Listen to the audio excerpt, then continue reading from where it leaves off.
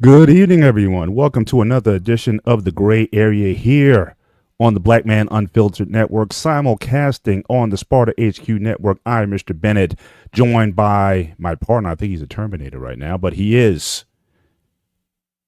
You muted, bro. This is Sparta! The Ghost of Sparta, a.k.a. Peter, a.k.a. Panagiotis, a.k.a. I must break you.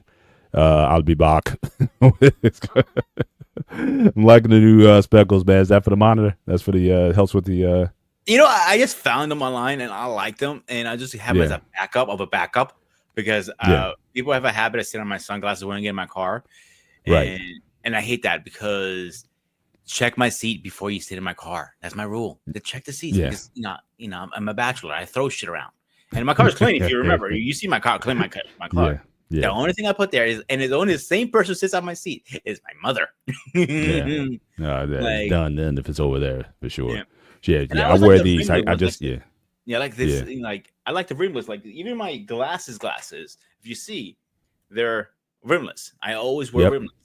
I don't. It feels like it's too heavy on my face. I don't like those. Honestly, I just bought my first pair, so I just got my prescription updated. So these I wear exclusively for the monitors. So it has my prescription in it, but it's meant more for looking at things, for reading and for computers. My regular pair, I got my first pair like block frames, and I love them. I mean, yes, they're definitely a little bit heavier, but I figure if I'm going to wear glass, I want like a more pronounced look, something more bolder. So I decided to go bold this time, and so far I'm enjoying them. But these really help out because I'm on monitors like 16 hours a day, so definitely the more eye protection I can get, the better. And definitely appreciate that.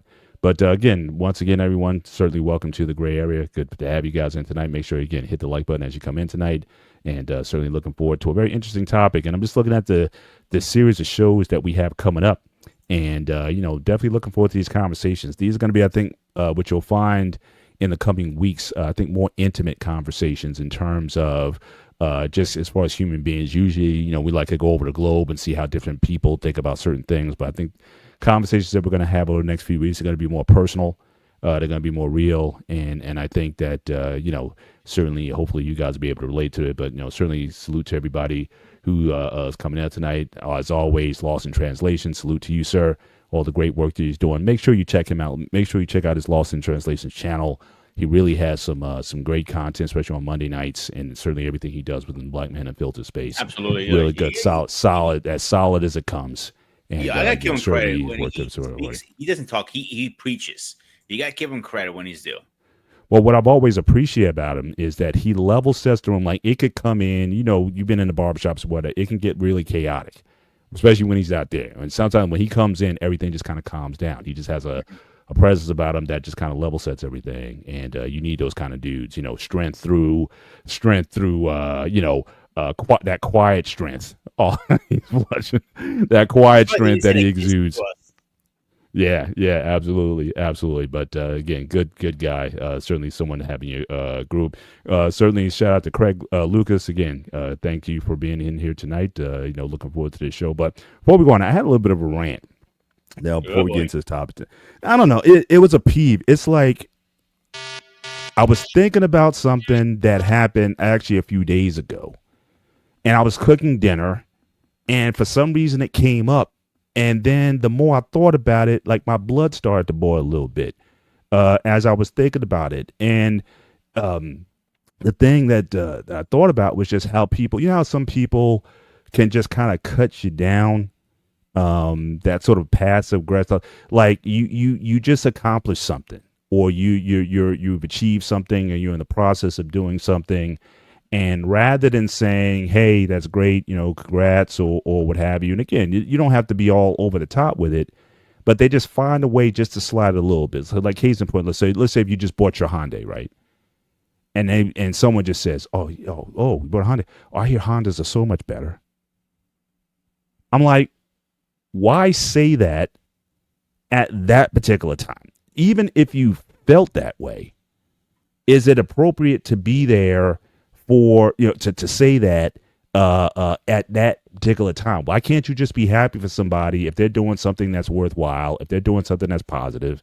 Like you got a new job and you know, the person has something to say about the industry that you're in. It's not a bad industry, but it's just something that, you know, it's just someone that finds a way to just kind of dig in. So I was with my daughter and you know, we met someone and, you know, we're just chatting up or whatever. And, you know, so my daughter was talking about what she did. And then the woman had like just this comment that was, I didn't notice it. I didn't pay attention to it at the time when it was said, because, you know, it's like they're kind of going back and forth. And usually when ladies start talking, I don't say much. And then it was like, okay, basically it's time to go. And then, like I said, I was cooking tonight for whatever reason. It just came up again. And I just started getting agitated about it. It's like, you know, was that really necessary to say at that particular time? That's that catty stuff that gets stuff started that's like did not have to be said. Sometimes silence is golden, but a lot of people, they just can't help themselves sometimes. So what do you think about it? Have you seen that? Has that been done to you in the past? But it's just some people just have to piss in your coffee. I mean, I just don't understand it. I have this 3 examples. One, in the beer community, people do this all the time. You know, it can make a compliment on your beer, but, you know, then they say, man, only if your beer was longer or it wasn't less grayer or wasn't as curly. In the beer community, people mock. I don't know what it is. Like when you have a really long beard, like the Duck Dynasty beard kind of thing, they would say, oh my God, your beard is too long. Okay, you trim back. For some reason, you feel like, oh, I need to trim a little bit. Oh, you look better with a beard. Like, well, you just fucking told me to trim this shit. I don't look better without a fucking beard. The goddamn's your problem now. And I grow it back out. And like, oh, your beard is coming out like you're homeless. I'm like, fuck that, motherfucker. All right, a little buzz cut. I'm like, oh, you look better if you had a little wilder. I'm like, oh, that's it. I'm gonna knock you the fuck out now. But another example is my boss. I'm not going to say names, but anytime you do something right, everybody loves the meal. He would say, this is not good enough. You need some more salt, this. He would never say to you, good job, Pete. Never. And Mariana actually worked with the same person 2 different times. We don't work together anymore, but she worked with him and I worked with him. And he just, point blank, he's a fucking asshole. I can't say. He's a miserable piece of shit. Simple as that. Same thing with cars. I bought my Hyundai. Well, better example, actually. Few years ago, when before my family thing broke up, was early, I would say 2015. All right. I maybe a little earlier than that.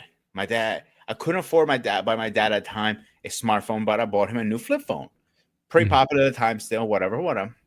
My cousin goes, you should bought him a smartphone. All right. And I looked at him after, like, you're a fucking dick. Like, what? Did you ask if I can afford him a smartphone?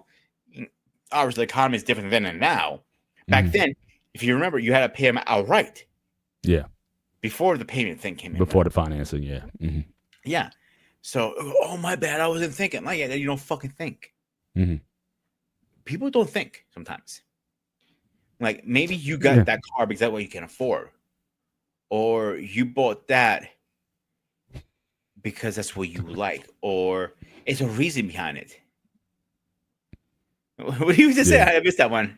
Well, you can translate it as shout out to Craig Lucas. I'm British. I would say, come on. Yo, my man. Listen, British and Greek are neighbors, so you know we're family here, bro. I'm Greek, you're British. We're just hairier. That's all. Yeah, I don't know. Maybe I know certain cultures. Now I've heard about like Germans, for example. I've heard Germans could be very brutal when it comes to like commenting or whatever. Like there's no decorum, there's no decorum or polite. If they don't like what you're wearing, if they don't like what you do professionally and whatever, they're like, oh, why are you doing that? Whatever. Like some people don't have any kind of filters, which in some ways you can almost appreciate. There's a certain level of honesty with that. I guess the contrast, someone would say, so if they had a pushback would be, well, Americans, you guys are really good at being nice, but you really don't mean it. Like you'll say the right things, but behind the back, you're saying, stuff behind the person's back, whatever. Whereas with these other cultures, if they don't like something, whatever, they'll just kind of just put it out there, whatever. But at least you know where they stand. So there's no buttering up. There's no kind of like sort of two-faced kind of thing or whatever. But I'm not even saying that. I don't even think that's two-faced. I'm just saying, someone has a job and you say something about the industry or whatever. I'm like, why do it at that particular time? Even if you believe it. I mean, unless they're doing something illegal or something like that. Why can't you say, oh, congratulations, you got a new job. That's great. And just kind of keep it moving. But again, some people, they just want to piss in your coffee. And I just and I see a lot. I see a lot of that catty stuff with women. You can have on like the best outfit or whatever, and then someone has something to say about your shoes, or someone has something to say about this the most minute detail. And unfortunately, the person that's getting criticized now, on the flip side of that, I do think people are too sensitive. In that people will then focus on, you got all this stuff together, but that one comment about that one thing, and now you're coming apart because the person didn't like whatever. So I think there's certainly there's a balance here that's needed. But why can't you just given the event or the accomplishment or the occasion or whatever, why can't we just focus on that? But you just have to go to that critical area and just criticize something. And again, parents do it. I know my wife. She has a different relationship with my daughters or whatnot. So yeah, she'll say whatever's on her mind with the daughters or whatnot. That whole mother-daughter dynamic is certainly can be interesting. But for some people, it's like they got to just find that one thing, despite the greatness or the goodness of whatever it is about whatever you're doing, and they just can't be happy for that. They got to find the little thing that just, intentionally or not, just to tweak you. And, so again, I just felt that. So my daughter was out tonight. So I was going to ask her that, yeah, remember when we talked to that lady, did what she said, did that bug you? Now, again, my daughter, she's real good at playing, she can put her poker face on, and whatnot, but I couldn't tell. Like I said, I really wasn't thinking at the time. I'm going to ask her when she gets back tomorrow. I'm going to ask her if that was something that actually bothered her when she was saying that kind of stuff. It just seemed like you try to, the put down when it just didn't seem like it was necessary. But I've seen a lot of, especially with women don't beat me up here, but I've seen a lot of just that catty behavior where it's just the nipping and whatnot, and it has nothing to do with certainly the more important things. You just got to focus on that one thing. But have you seen that, Pete? I mean, what's your 2 cents on that from a Greek culture? I mean, you guys more all the time actually. It's the worst thing ever. Great example, right? Last Sunday, last Sunday I was at church, and towards the end, you know how you go around, you say hi to the priest, you get holy bread or whatever, right? And this is an old man, and I respect him, but I want to choke slam shit out of him half the time. Half the fucking comments comes out of his mouth, and he comes up to me, he starts poking, grabbing my, my sides, like, yo, you need to go on a fucking diet. I'm like, and the guy looked at him who was next to me, he knows me, like, that is rude, number one. Number two, he's a chef. And number three, he does so much for the community because I help with whoever I can in the church. Like, when we spoke about this. Yeah. And, I help with, my mom. I got my channel. We got this. We got that. I'm always doing something. And I'm like, damn, I remember last time I had a day off, actually. Now I think about it. But anyway, that's not the point. So the point I'm trying to, get to is like, don't make comments you don't know where the person's coming from. It can be really bothersome though sometimes. Is that making sense? Yeah, for sure. Like, I know me and you bust our balls to each other. Like, you grow a beard, not grow a beard. I have better hair. You don't have hair. Like, that's all joking around. Yeah, it's the level of ratio. Like I said, my wife, she'll get, my wife and daughters, they'll kind of go back and forth a little bit and pick at each other and stuff. It's like, and sometimes, I have to, sometimes I feel like I'm walking into the ladies' bathroom sometimes. So it's like, sometimes I got to like mention, okay, check out, that's their thing and whatnot. They kind of got that going on. But I'm just saying, a stranger or someone you don't see necessarily on the regular or whatever, and they just find something just to pull you down on. So I don't know. So I'll ask my daughter and I'll get some clarity on that. Hopefully when when I see her and see, if she was feeling the same thing. But I just want to let her know if that's what she was feeling. Just like, yeah, I got it. Because a lot of times she'll say, "Oh, Dad, you don't understand what she said," whatever. And I'll be like the dumb guy, be like, "Oh, what was that?" But I was kind of feeling some of that, and so I was Craig said, I keep telling my wife that she has extra times. I don't know what that means, TYRES in British. I have no idea what that. what that reference is. I hope I don't. I can make assumptions there, but you might want to give us the American version. Come on of the that. channel one day. He should come on our show one day. And sure, next time, Craig, we have a one-on-one call-in show. Certainly you're more than welcome. We'll drop the link, and certainly we'd love to meet you. But let's get into today's topic. I just want to kind of go over that a little bit. That was just on my mind before I got on the show. But tonight's show, again, and it said the next series of shows we're going to do, we're going to be talking about more personal topics, more so than just global cultural trends or what have you. But the topic for today's show, the title, and I'll turn it over to Pete to see how we came up with this. Title is "They Check All the Boxes, but I'm Not in Love. Should I stay?" So this is an interesting. So Pete, how'd you find this one? And what was the impetus behind this topic? Because I don't think we get too much into relational stuff here, but this is a good one. So what was your thought process here? First of all, you gotta admit this is a good bomb I dropped on us today. Yeah, I wasn't expecting this, but then I looked at the lineup coming up, and like I said, we're gonna have more of these sort of relational, more topics, more so than just how families are structured, but what the real is that happens inside those families. So I'm definitely looking forward. I'm getting to the point in my life, like, okay, I'm almost 40. I feel old and corrupted, and I'm getting to the point like, okay, I finally want to meet somebody. I want to knock her up and have kids. That's what I can put it. If the Spartan way, of course. But I'm also thinking, I looked at my parents, like they were together for so many years. My mom checked out most of the boxes. I know that. My dad has said that multiple times. But at some point, they did fall out of love.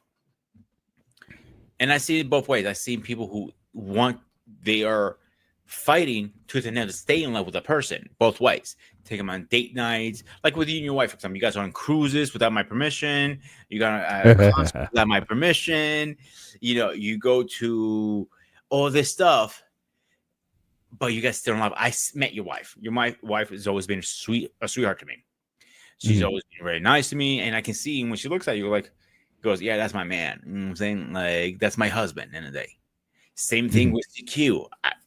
I see Jenny and him, like, kissy beaky. I'm like, get her fucking room. I'm like, but joking around. Yeah. Then you see King and Michelle. Like, total opposites. It works. That's a science project going haywire, in my opinion. What happens the other way around for a minute? I thought about, like my parents. Check all the boxes, but you fell out of love at one point. Do you continue being with me? Forget the kid factor. Like, get the kid factor out of the way. Okay. She cooks. She cleans. She's the old school housewife you want. You come on in the morning, your coffee's hot and ready. Your lunch is packed. Your clothes for work is ready on the bed. I'm like, maybe I'm asking a little bit too much there. But just a coffee alone, that'd be great for me. You don't need no more than that. You check all the boxes. But do I stay with you if I'm not in love with you? The question is. As a married man, Paul, hope your wife's not listening, but if you're not loving your wife anymore and you check all the boxes, would you stay with her? Well, it's interesting. That's an interesting question on a couple levels with me. One, I had essentially a checklist. Like we've talked about it multiple times. I had my document. I had my list of requirements and what I was looking for, certainly in a wife. But my goals were somewhat modest. I was like, if I can get about 80% of this, I'm good. So in a way, I kind of had that. The other part of this is, again, defining what love is. Now, again, we've had a show. If you guys want to go back and watch and look up from the Gray Area or from the Spartan HQ Network, look up past Gray Area shows where we brought up the topic of what is love. And what we also talked about is how different cultures tend to express love differently. So in the examples you mentioned, Pete, a lot of this seems to be more what I would consider more PDA, more so than anything else. But I know a lot of cultures where PDA is frowned on. Like I work in the IT field. I work with a lot of Asian Indians. And at least the one... Japanese people, don't do PDA. Right, in general, that you wouldn't, it's like half the time you wouldn't know folks are married. Now, again, with younger generations, with millennials and Zers, I see a lot more PDA. I see a lot more hand holding. I see a lot more signs of affection to say like, oh, okay, they're together. Mm-hmm. But like in certain cultures, for example, the man walks in front of the woman. You know what I'm saying? Or it's a situation where if it's two couples, right, and like the two men walk together and the wives are a couple steps back. Or even the car arrangement, the men sit in the front and the wives sit in the back. So a lot of times they don't necessarily show or display affection the same way that we might be familiar with in the West or certainly Western culture, where people are, again, holding hands or feeling the booty or whatever, signs of affection that you may see out there. Or smacking the booty, but that doesn't necessarily mean they're not in love.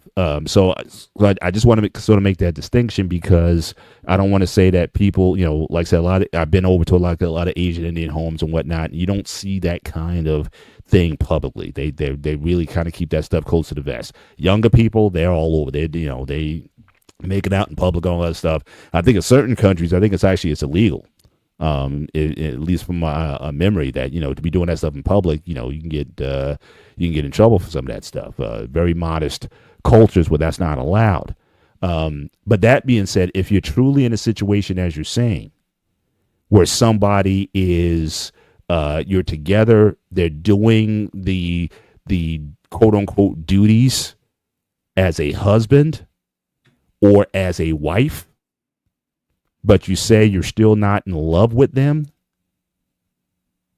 should you stay or should you go? I think we still have to have that conversation about what love really looks like, because are we talking about that kind of emotional, feely thing? Because being as married as long as I've been, that feeling doesn't last all the time. You know what I mean? I mean, the certain days or whatever, I'm not liking my wife too much, and she's got her, she's full of me as well. So, so that's not always the case where you're going to be in love, feeling lovey-dovey all the time.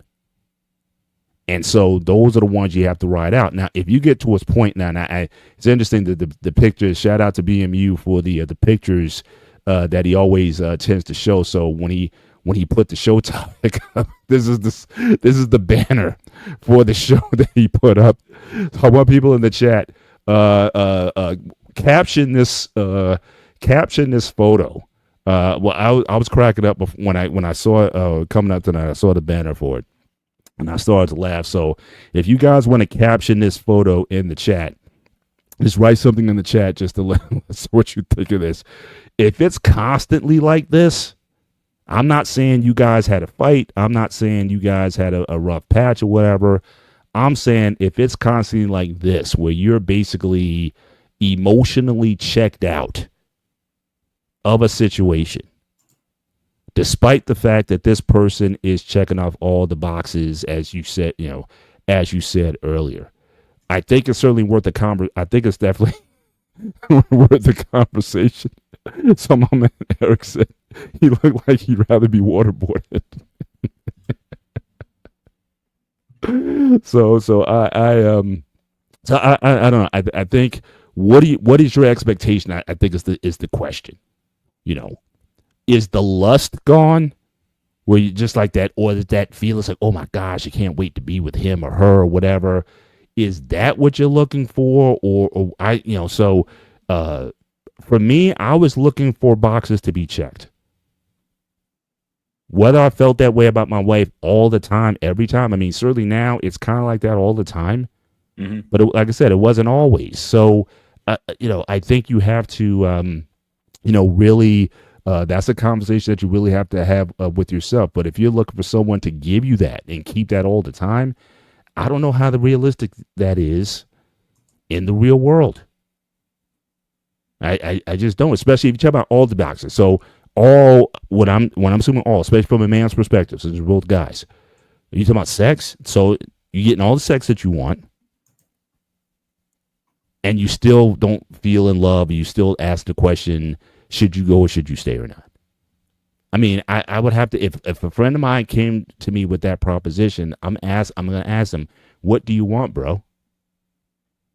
She's respectful. She takes care of you. She takes care of the house. She takes care of the kids. She treats you well in public. She's available for you sexually. Maybe now she may not be the acrobat that you may want. Well, she may not do everything that you want, but you get a decent measure. So I got to ask the question, what are you looking for? And is that realistic for you to have that I'm not in love? And some people would like, just like the song, shout out to Tina Turner from back in the day. What's love got to do with it? If marriage, especially if you're just dating somebody, I think that's different. But if you're talking about marriage, you talk about honor, duty, sacrifice, covenant, all that kind of stuff, then, forget about your love. That'd be my initial rule. I mean, we can certainly impact that as the show goes on. But, again, I would have to really dive into what is the expectation of the one who's having these feelings. Because, I don't think how realistic it is for you to have that kind of sense all the time. Or is, like, maybe going back to the caption again, maybe there might be somebody else that he might be looking at and be like, man, I need to be with her. I don't know. But what say you on that? That's a tricky one, really, to be honest with you. Like, come on, like, as men, we like, you see a attractive woman walking by, and you're like, kind of turn your head, and that's normal reaction. But if you start thinking about, I should be with her instead with my wife, that is usually a red flag, in my opinion. Mm-hmm. Meaning you do not want to be with your wife. Mm-hmm. And that is the question I always ask. If you're asking yourself, am I with the right person? Then you're not with the right person. Or asking, am I really in love? I don't know what that means. I don't know what that means. You don't know what that means because you found a lucky one. But that's what I'm so again, my pushback would be this. What does that mean? Mm-hmm. Who is the right person? Like, I know guys, married guys, who it could have been a girl from back in the day that they still have these feelings for, or this lust for, something like that. The wife may not do it for them in the same ways that ex did, but at the same time, the wife that they have is better for them for the long term. Mm-hmm. So I know a guy, like, he's always talking about this lady and talking about the problems that she has or the problems that he would be. Would this guy be where he is in his life if he was with this lady? Or would he be worse off? But he just can't stop having feelings for this woman. And I just try to tell him, it's like, look, and he recognizes intellectually that where he is a better place than if he was with somebody else. But nevertheless, though, he still kind of goes through these motions and stuff because he still got whatever that lady put on him. He's like never forgot that. And so he's always, that's a piece that he feels, is kind of unfulfilled somehow. And, but, if he was to make that move, it would be disastrous for him. And I've told him that. It's like, you're crazy if you would even ponder that. Not just you. And in this case, I would have to bring in kids or what have you. It's like, you can't separate that, especially like I said, in a marital situation. But if you talk about just dating, if you talk about just boyfriend and girlfriend, and you just don't, that person doesn't do it for you anymore, then, I can understand that more, you wanting an exit, or you think you might be finding yourself out there. But again, how we winded up in this space this manosphere space, this black manosphere space or whatever. You had Kevin Samuels. What's he always talking about? You got these ladies who in their late teens and early 20s, when they were at their hottest, when they were at their finest, most fertile, went around, had a lot of good guys, you know, the Charles, if you will, of the world. These are the nice guys. Yeah, but maybe he might be a little bit nerdy. He might be a little bit this or that or whatever. And you wanted the hot guy. And you thought you had time to figure all that stuff out later. You found out that the guy who you thought was so hot really wasn't the guy who would be good for you long term. Then you trying to turn around and you say, "Hey, big head," you try to go back to the nerdy guy who now he's doing his thing. He's 30 years old. He's 6 figures plus. He's doing whatever he's doing or whatever. Now you're trying to get back and win with him, but you thought you were too good for him back in the day. I'm just laughing. Now, you said big head more than anything. So it's like now you're 30, 35 years old and you realize, you know what, I wasted all this time chasing after some things, or, you know, thinking I had all this free time and stuff, and now it's 35 and it's like now I'm trying to have kids just like you are, but now it's like the clock is ticking. And now I'm trying to get to somebody, but, you know, it may be too late by that particular time. So again, I think a lot of this is really about what your expectations are. You know, but if you were truly in that situation where, you know what, I'm not in love, well, I would still ask this: do you love her though? Meaning loving in the sacrificial, selfless type of love. Do you care for this person? Then again, is that or is it to the point where, again, you can't stand this person, even if they're doing whatever, you know, all the boxes that you said need to be checked off, but you just can't stand being around them?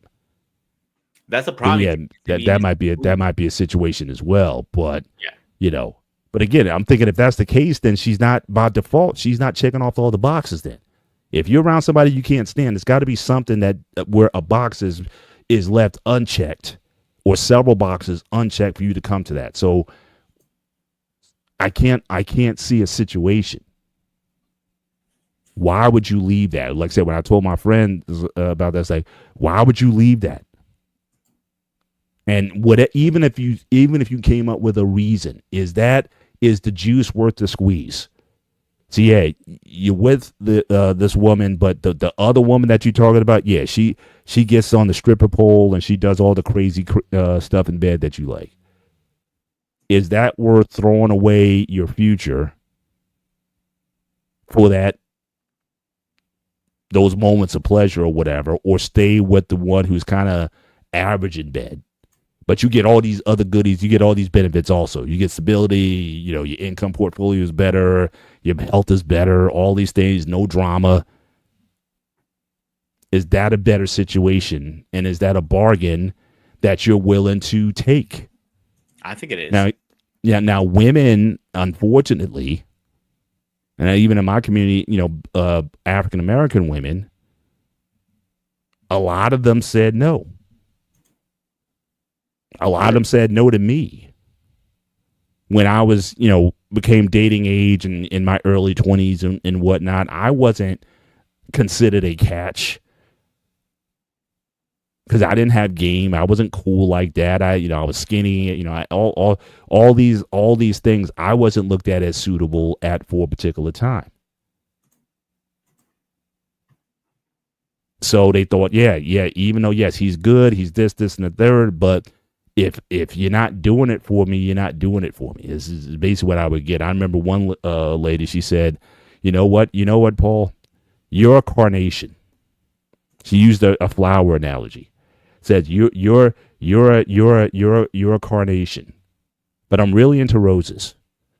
Not to say that carnations aren't. Carnations are great. Carnations are you know, they're nice flowers. They, you know, look good and everything. But I really want a rose. And you're not a rose. I hope you're so not. I was literally told that, and she just moved on. I mean, you know, so again, what are you gonna do in what are you going to do in that situation? You just move on. And then that's in part what helped to sort of shape my attitude when it came to dating. Mm-hmm. I wasn't trying to be a Rose or anything else. I was just trying to be myself. And I just kept shooting shots until I found somebody who appreciated what I was shooting. And so I didn't care anymore about, that. It's like, look, these are requirements that I have. Can you check off most of these boxes that I'm looking for? If you can, let's talk. So so I was willing to take a deal. I was willing to take a compromise. All other things, else considered, I would certainly make the deal. But I think for a lot of people, they're not willing to make that. It's like all the stars have to line up, and you got to have, again, those feelies and all that stuff has to be there for them to even consider you, let alone respect you for for dating or for marriage or what have you. So I think people are so choosy right now, or thinking that they have to have all of these things before they can actually, consider moving on with someone or consider staying with somebody, again, for the long run. But if you're not feeling it, I think a lot of people are heading for the exits, hoping for something better. The question is it better? And that's, that'd be a question. We need to ask ourselves tonight, because if you exit that relationship in some shape, way, or form, all right, what are you leaving behind? When I got out a long relationship, your life turns upside down. I know you've been married for 3 generations now, Paul. So if your wife left you and said, you know what, Paul, I don't like your shiny head, I'm out. I know she won't say that, but I'm using it as an example. She just gets up and leaves one day. I have no reason. Your life will be upside down. Mm-hmm. Agree or disagree? It'd probably be devastating. No question about it. I would, especially if it came out of left field, for something I didn't necessarily, see coming. Yeah, absolutely. It would be devastating, I would say.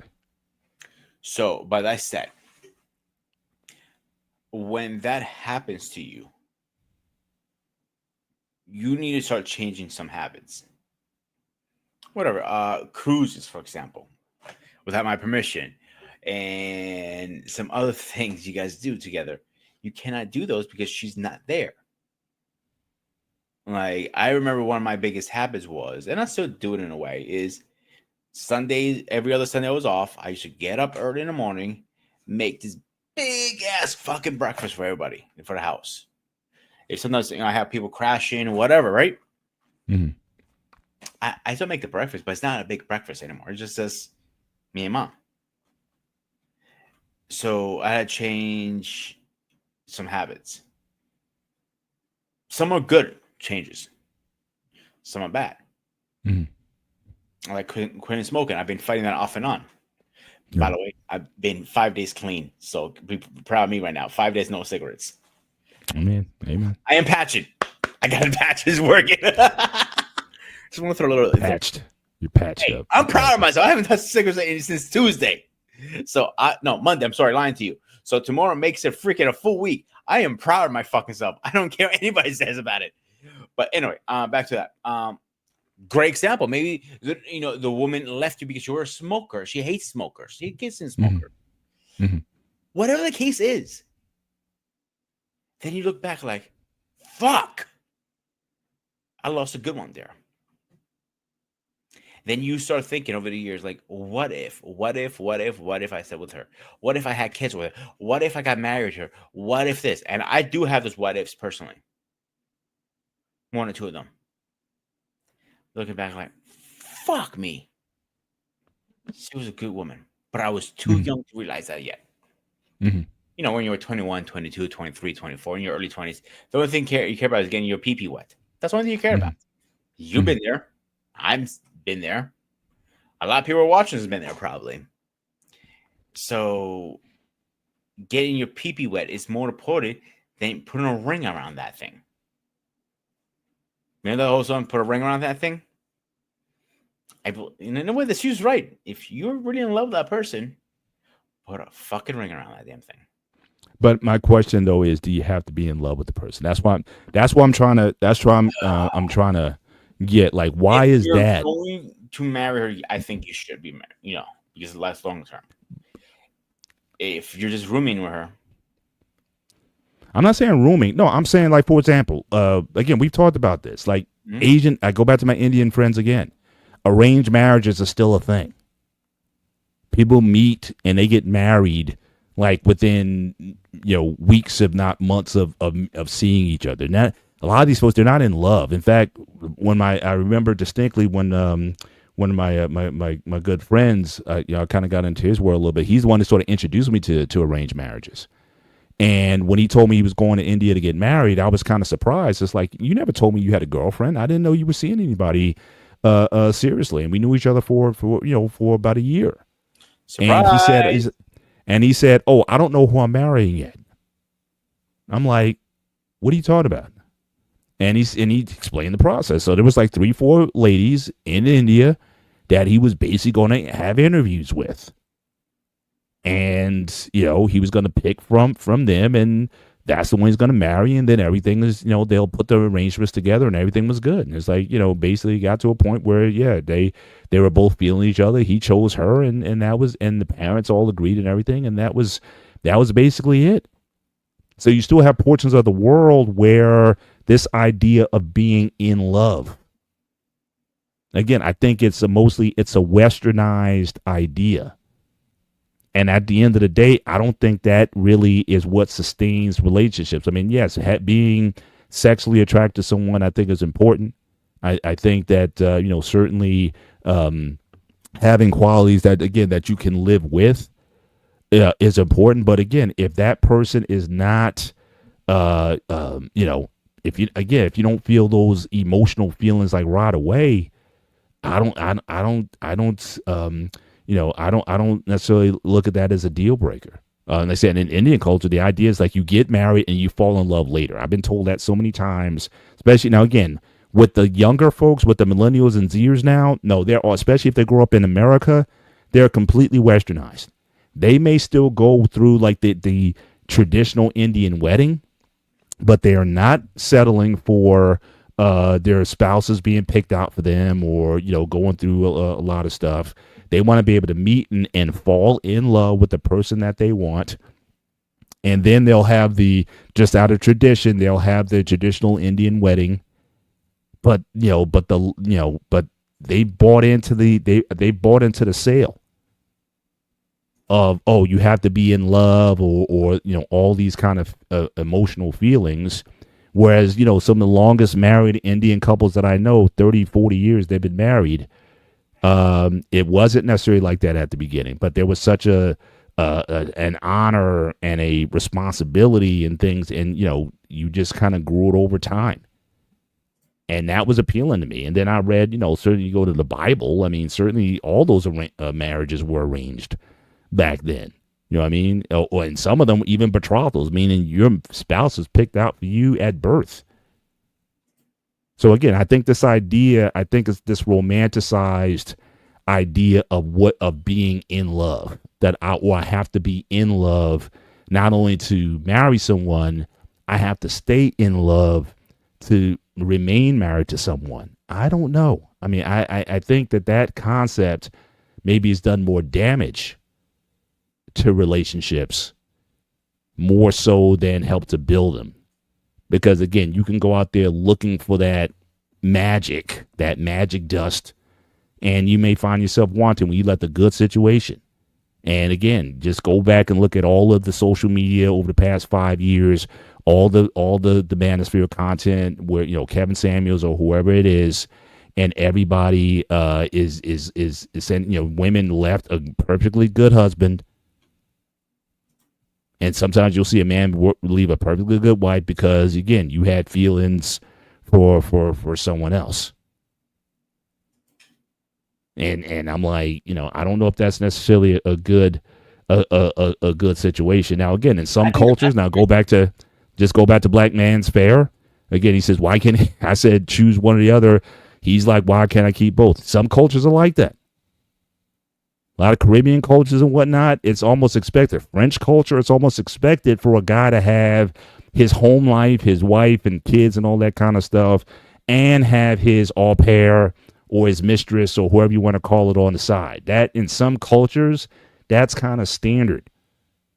Where you have the one, and some it's like three. It's like, Kevin used to talk about that. You got your home life, you got your mistress, and then you got your the one at work or something. I mean, and I'm not ignorant of especially if you're one of those high, quote unquote, high value men. If you're like a 7-figure man or whatever, and you got that kind of status, yeah, you can probably have all of that. What do you think is the likelihood that a guy who's like a multimillionaire and is at the same time faithful to only one woman, especially if he's like, big time, he travels a lot and does all these things or whatever, is it likely that guy is just going to have the one woman at home? Or, would it be unheard of to think that he may have some side action going on here or there or whatever because he can? I mean, what do you think is the likelihood of that? Likely you get a side piece and your mental health is going to be on a crazy juggle. Like, oh my God, am I going to call it? Like you're doing things like, oh shit, I need my phone in order to see that shit.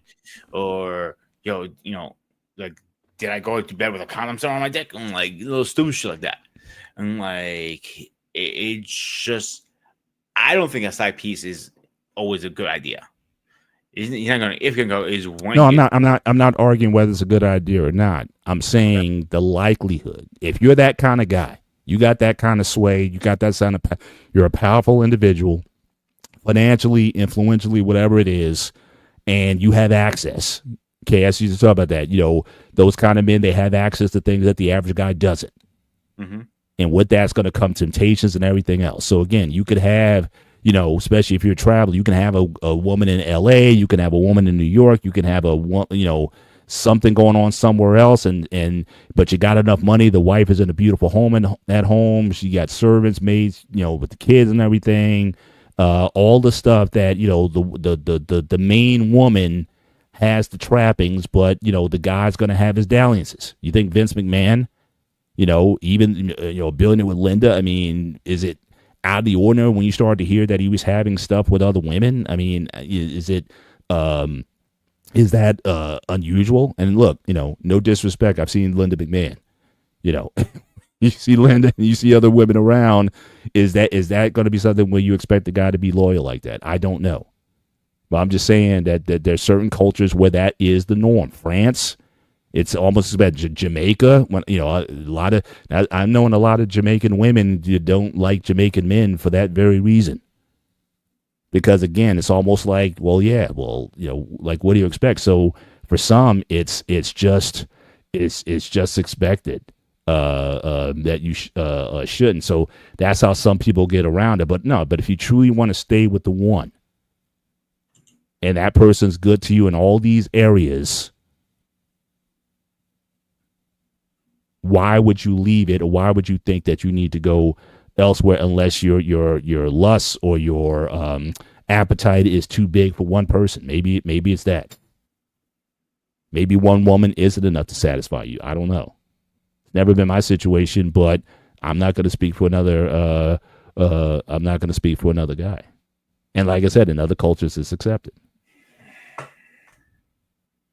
That thing I never understood either, because if you're very happy with one person, that thing's perfect.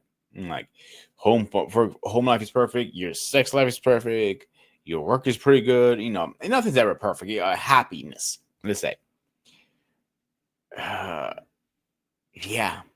I don't know why would do it.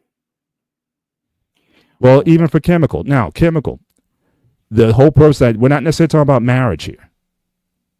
Like I said, the title of the show is, again, they check all the boxes, but should you stay or not? This could be a long-term, whatever you want to call your relationship. You think you're doing a good job with this person, or you think you're checking all the boxes or whatever, but they leave you anyway. Regardless if you're married to them or if you're in a, whatever you want to call the relationship, a committed relationship. So it's not so much about marriage; it's more so about a relationship of permanence that you think is good, and then that person just decides to say, you know what, I just want something else. Yeah, you're good, you do everything for me, and I appreciate you and everything, but I just don't have those feelings for you, whatever. And if I don't have those feelings for you, I'm gonna leave and go somewhere else. I would think even if you're married or not married or whatever you want to call it, you're still going to have a similar reaction or have the same feelings to it. So this is not so much about the marital institution. It's more so about the status of the relationship that you're in. Or put yourself in that situation. The woman that you're with or the person that you're with, they're checking off all the boxes, but why is it that you don't feel the way you feel for them? And would you still stay in that situation even though on paper you think that you have a good thing? But you're still, for whatever reason, you're not having those feelings for them. Would you leave in that situation, or would you stay looking for something else? I don't know. I don't know. For me, as long as as long as my back gets scratched, hey, I got no reason to leave. I've never been tempted ever. Even when we did have issues in our relationship, I never thought out or even thought about stepping out. That's just not who I am. And so I never entertain that. But nowadays it's like it would take me 30 years to find what I got now. If you told me as a bad practical joke, I had a dream about another woman, I'm looking like, yeah, okay, no, I wouldn't even believe you tried to prank me like that. Because I'll notice an attractive woman in a heartbeat. That's not the issue. I'm still a man at the end of the day, so I'm that's still going to be there. But stepping out, that's just not my DNA. You got guys talking about, oh, well, it's man's nature to have more than one woman and all that. Well, it's not in my nature. I just never entertain that, and that just my mind won't even just let me go there with that. But to leave the situation I'm in when I got nearly 30 years invested, it's I'm pretty comfortable. And for some people, look, I choose comfort over sizzle. How about that? Even though there's still a lot of sizzle left. But still, I'm a creature of comfort. I would take the comfort. It'd be like an old lazy boy sofa, whatever. You know how your dad's lazy boy. You probably needs a new one. It's probably being held together with duct tape. But it's still the lazy boy. I'm going to keep it. I don't care. You can give me the new one with the auto massage. I got the remote control with the auto massage settings, and I can lean all the way back, and it does all those kind of things for me. I'm just that kind of guy where it's like, you know what? I'm staying with what I got. I'll throw a cover over it, and it's still I'm still rocking with my with my crickety old chair. That's just me, especially when it comes to relationships like that. And there's nothing wrong with that at all, Paul. You know what I'm saying? I personally am similar way too. I'm a homebody, and I want my house peaceful, quiet, comfortable. You know what I'm saying? Well, when you walk through the door, I want zen, and just take a nice brief, clean air. Kick your shoes off after a long fucking day and let's just relax. You know what I'm saying? So when you're messing around with another woman, I don't see it. Again, she checks all the boxes. Maybe if she checks all the boxes and you fell out of love, maybe the fun part for you is falling back in love with her. Mm. Yeah, let me adjust my boy Eric. No, it's not. I'm saying she's that comfortable chair that when I sit in the chair, it's got my imprint on it. I'm imprinted on my wife. I can get a newer model. I can get younger, slimmer. I don't want another one. That's what I'm saying. The newest model, faster, stronger, whatever. My wife, she was just complaining today. She's got shoulders. She got to go see an orthopedic. Her shoulder's hurting. All the stuff that's going on. I don't care. I want her. how I will put it, Paul. Except me going to another woman and breaking her in. I already broke her in. I already got the hard part is out of the way. Too much.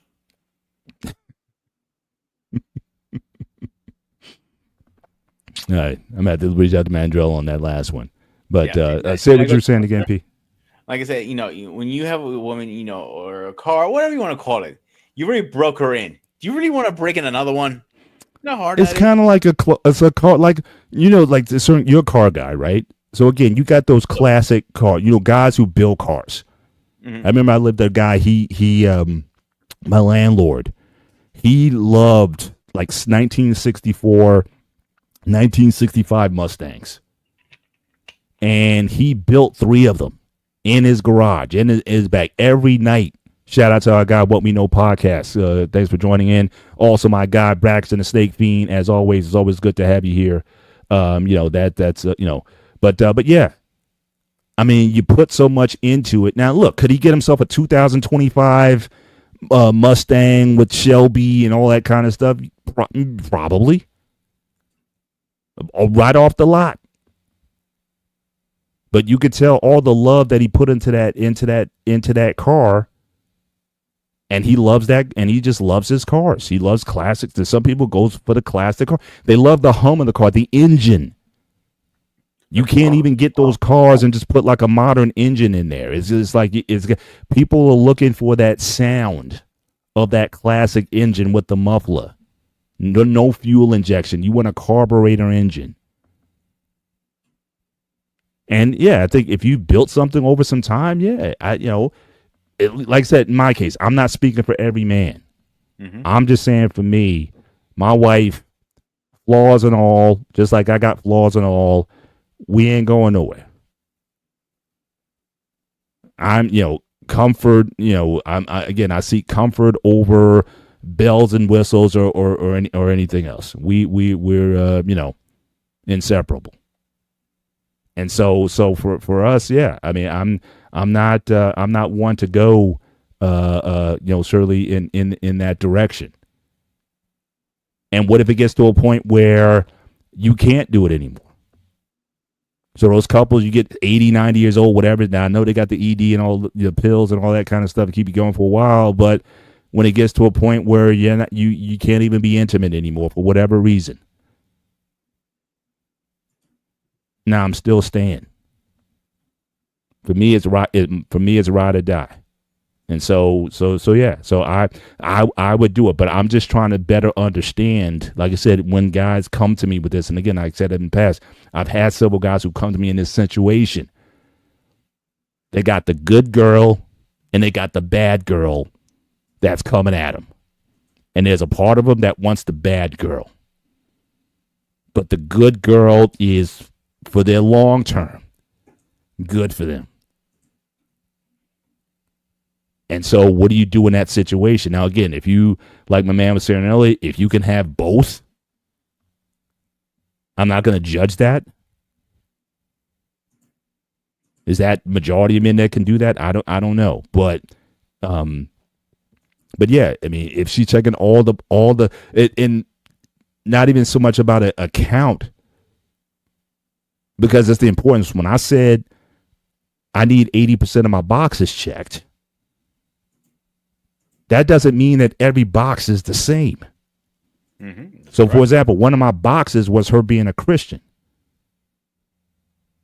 So it wouldn't matter if she checked off every other box. If that wasn't there, I'm not in. Another box was, again, I cannot stand smoking. So if everything was fine, but she was a cigarette smoker, I'm out. That's an automatic DQ. If you're a smoker. If you have excessive tattoos, that's a deal breaker. Sorry, Pete. Sorry, you're not my type either. Yeah, so I'm saying, but now again, back in the day, my time, again, I go back to the ancient days, but again, if you got a tattoo, it was like small. It might have been like a 1-inch tattoo on some part of your body that no one could necessarily see. It could be easily hidden. Now, with body art the way it is right now, it's like all over. It's like, I don't know how many women who are left that don't have tattoos. anymore. I mean, I don't know, especially in the States, it's like, it's rare when women don't have not only tattoo, but tattoos. So I would be dealing with a very small pool of women who didn't necessarily have something, a tattoo. And again, I can take a small one here or there. You know what I'm saying? It doesn't, I'm not so radical about that. But I'm just saying, once you start getting tramp stamps and sleeves and, on the neck and all this kind of stuff or whatever, I mean, that's a turnoff. So again, it doesn't matter how many of the boxes you check. That's a turnoff. Tattoos, smoking, and another thing, a profane mouth. Those are yes. Yeah, so we definitely wouldn't be, we can never, I don't care how many boxes that you. You've reached your limit on talking. Shut the fuck up. Pete, you're disqualified, sir. I hope so. You stuck all the boxes. So yeah, so again, it wouldn't matter what other boxes. You can be a great mom, great in bed, great this, great that, support, all that kind of stuff. Certain things I just don't tolerate, or I wouldn't want. You know what? Believe it or not, I have my own scarification list too. I don't have a paper like you do, but there's some things to me is like it has to be there. Like, how good are you with your family? Number one, because family, I don't have a family. At least that big, like it's me and my mom. But it comes down to it is like I need to know how good you are with you, how close you guys are. Because if we're gonna expand the family, they're gonna be my family. I want to have a good relationship. Like I tried, saying, "Hey, let me date a non-Christian and see how that worked out." Like, it doesn't work out. I don't care who you are. If you're very into your faith, it's not gonna work out. Simple as that.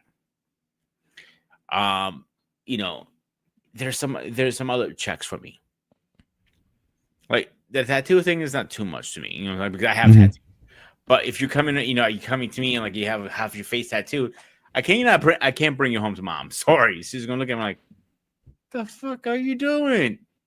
What if it's that teardrop? Not a lot, but that teardrop thing or whatever. I mean, you kill somebody. You see the link.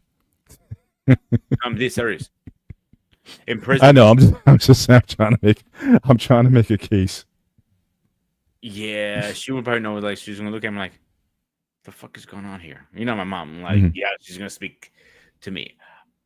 But where was I going with this? It's just I over the years and definitely talking to you, I have my qualification list. Definitely, if I'm first meeting you new, like somebody goes to me, "Hey, Pete, I think," or you, for example, Paul, "Pete, you know what? I think my friend Maria, for example, you guys might hit her off." Okay, cool. I'm gonna send her my number.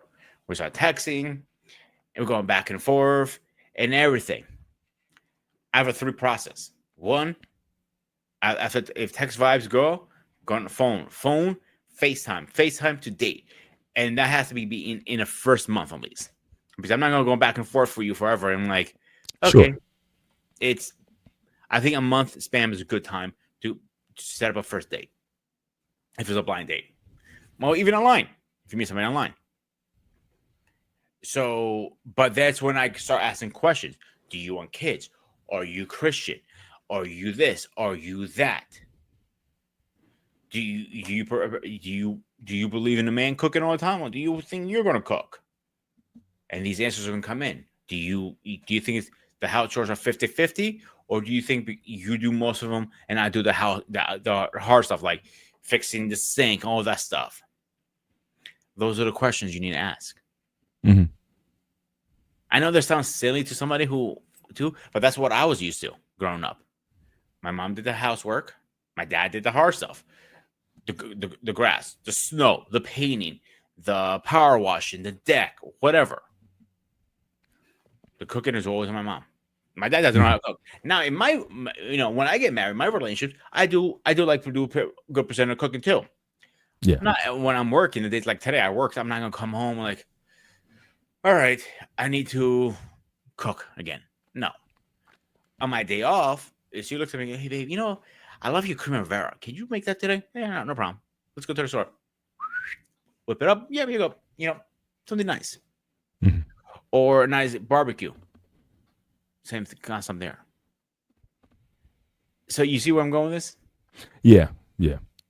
Yeah, absolutely. I mean, you have your stuff, but the question tonight, and again, shout out to Catelia in the building tonight. Again, always good to have you aboard. So again, for those who came in a little late on the show, so again, this is the banner. This is the title slide for the show. We're talking about a situation where you're with somebody, and at least on an action basis, they're checking off all the boxes for you. They're good to you. They respect you, whatever roles you decide. So again, I'm not here to define what that is. Whatever you think is necessary to stay in a relationship, this person is doing all these things. But for whatever reason, you just lost the love for it. They don't do it for you anymore. And so the question tonight is, in this situation where they're trying their best to be good for you, but you're not feeling them, do you stay or do you go? That's the question. And then also for those who are coming into the chat tonight, drop in a caption this photo, put a meme in for this photo. What do you think's going on in this guy's head? I would love to hear some of the reactions in the chat. My man Eric cracked me up early with that. So again, any captions that you have for this particular photo, I would love to hear it tonight. But that's what we're talking about here. So again, we have our standards, we have our criteria, we have our non-negotiables that we go for in relationships. Fine, the person gives you that, and maybe for a while it may be good for a while, whether it be just in dating or whether it be in marriage or whatever it is. You just reach a point where you're just not, quote unquote, in love with them. Do you stay or do you go? And unfortunately, I've seen in a lot of cases where people will go even though they have a relatively good thing. The guy's like, she's just not doing it for me. And then I might be the bro, and I may say, yo, bro, I mean, she's good to you. She cooks, she cleans, she does all the stuff. She, what is, but I know, man, but I'm just not feeling it like that. Men do that. Women have done that. Women have done that. You've been married for 20, 30 years. You got a good thing, but you just, you just won't pull the trigger on it. So that's the context tonight. Should you stay in a situation where you're not in love with somebody? Is that required for you to stay? Or is it enough? Look, as long as these things are being done, as long as we're still respectful of each other, and maybe love, maybe not in the eros sense, but in the filial sense or the agape or whatever, those sort of selfless types of love, as long as that's going on, is that good enough? Can you rock with that, and stay in the situation? If your spouse came up to you and said, you know what, I love you, but I'm not in love with you anymore, would you stay in that situation if the person came to you and said, I love you, and look, I'm willing to stay. I'm good, but I'm not in love with you anymore. Pete, would you stay? If your woman came up, so you're great, you do everything and whatnot, I'm not in love with you, but I appreciate you and I would like to stay. What would you do? I really think it depends where are you in the relationship. Are you with the person 29 years like you've been? 30 years, 40 years, 50? Or are you only been with the person 6 years and you don't have any kids, any capital? Like you guys, like you guys have a house, you have 2 cars, you have 3 daughters, a dog, probably a couple of bodies hidden in the basement. I don't know about, hopefully not, but you get my idea. You guys have, built a life together already. And if you looked at your wife today, he goes, I respect you. I love you as a person, but I'm not in love with you. Are you really going to throw everything away you just built all those years? Well, here's BMU. Shout out to BMU in the building tonight. I knew. Let her go and find one that will. And I stayed on the topic. I got that like love emoji coming in. I'm like, oh, he's going to jump into this one. I know now, he's ready. Right now, let me correct. Now, Catellia, she's saying she would not stay if there's no love. But again, the topic tonight, it's in the title. It said they're not in love with you. So if your spouse came back to you and says, look, I love you. I care. I'll do anything for you. But I'm just not in love with you anymore. But everything else, all the other boxes are checked. He's going to continue to do what he's always done. Dependable, reliable, all the boxes checked. You'll never have to be a protector. All the roles that as a husband he's supposed to fill, all those things are there. But he came to you and dropped it. I'm not in love with you anymore. Would you stay? And the broader question is, why is it that being in love, why is that so important? And like I said, I see a lot of this in Western culture, certainly in American culture, where everything has to be, we got to be in love. And being married as long as I have, there's times when, again, there were times when none of us felt like we were in love. But we stayed, certainly, we still loved each other and we worked on things so that the love came back, or the feeling of in love. So now I can honestly say, without hesitation, I am in love with my wife. But I can also be honest and say that, yeah, that wasn't always the case, especially when we had young kids and we went through those times of testing where I didn't necessarily know what true love was. And then I've also understood that some of that in love stuff is really I'm in lust. So again, when you're in those situations, what would how would you function in that situation? If you're the one who's feeling that, should you stay?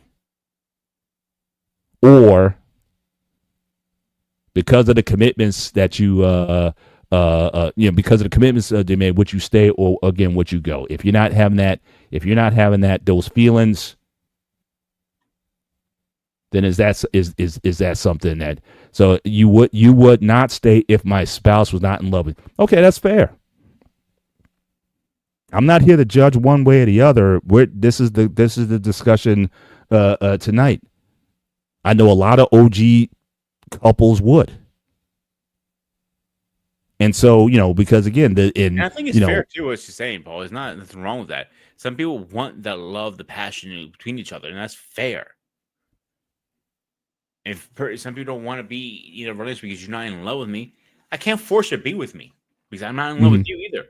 So you're free to go. I can't, even if you can, I'm going to use your wife example. If your wife goes, I don't love with you anymore, but I want to move on with my life. I want to find something else out there. You got to respect that into the day. You can't force somebody to be with you. Mm-hmm. But in your case, I'm not in love with you either, but I want to stay with you because we built this family together. You could be one of those things like you guys are now butting heads. Right. Is there something bigger? And I think that's been talked about. I know Kevin Samuels, again, he just talked about it also. Is there something bigger than being your feelings, the institution, the legacy, all those other things? Is there something bigger? Now, again, we said check all the boxes. So I'm assuming what you're seeing here, black man, at that point you were roommates. We didn't say that you guys weren't sexual.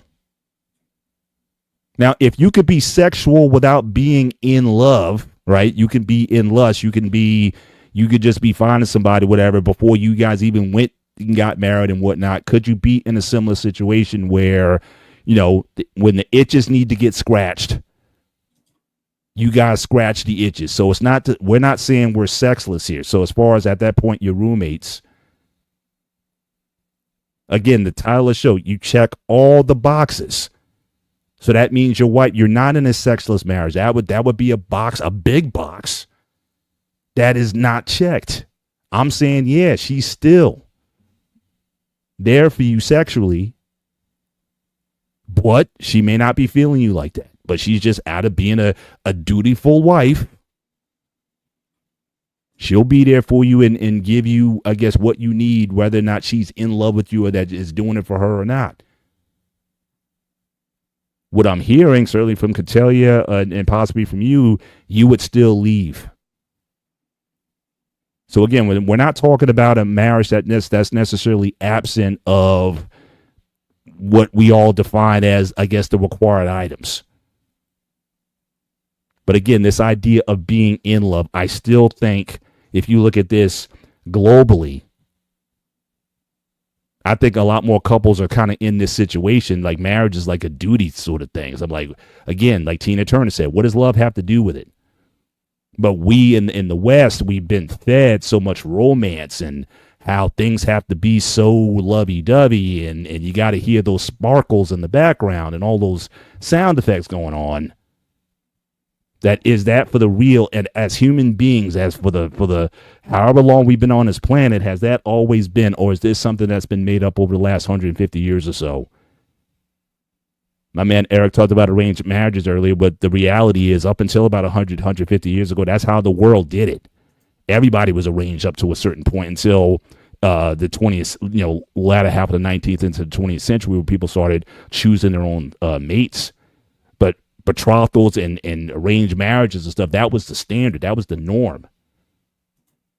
So when that changed, and now everybody's like, I got to be in love.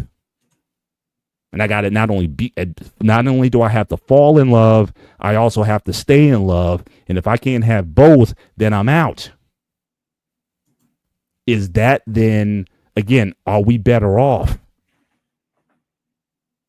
Because we always talking about, our parents and our grandparents, yeah, they were married 40, 50 years and all this kind of stuff. Do you really think that they were in love all the time? No. So again, I don't understand, and again, I respect the opinions, but I don't understand if that aspect of it. So again, you could still be sexual, but it's like all those things are required, from what I'm hearing, for people to stay together. Yeah, once someone decides to throw you away like trash, it's over. Again, it's tough. You will lose sexual connection, but again, that wasn't the posit. Roommates having sex but not making love. Okay, but would you throw it away?